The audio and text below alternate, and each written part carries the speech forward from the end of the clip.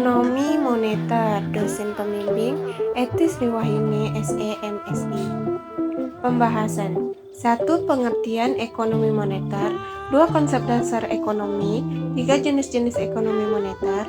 4. Tujuan mempelajari ekonomi moneter. Pengertian ekonomi moneter. Ekonomi moneter merupakan bagian dari ilmu ekonomi yang mempelajari tentang sifat, fungsi, dan pengaruh uang terhadap kegiatan ekonomi.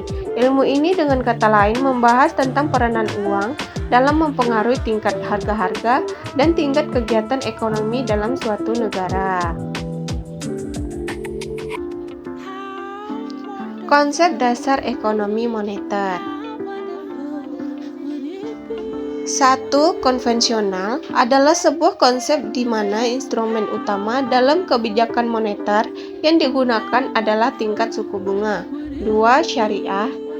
Syariah tak seperti konsep ekonomi moneter konvensional yang mengutamakan tingkat bunga.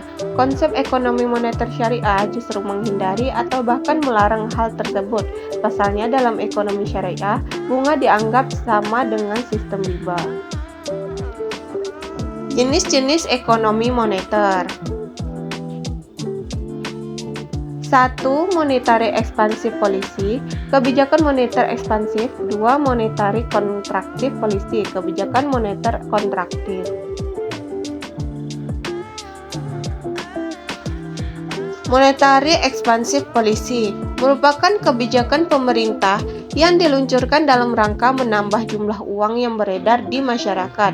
Kebijakan ekspansif ini dilakukan dengan menurunkan jumlah suku bunga di bank, menurunkan persyaratan cadangan bank, dan membeli sirkuit pemerintah. Monetary contractive policy merupakan kebijakan pemerintah yang diluncurkan dalam rangka mengurangi jumlah uang yang beredar. Hal ini berbanding terbalik dengan kebijakan moneter ekspansif yang justru menambah peredaran uang. Pengurangan peredaran jumlah uang ini juga dikenal dengan politik uang ketat, tight money policy.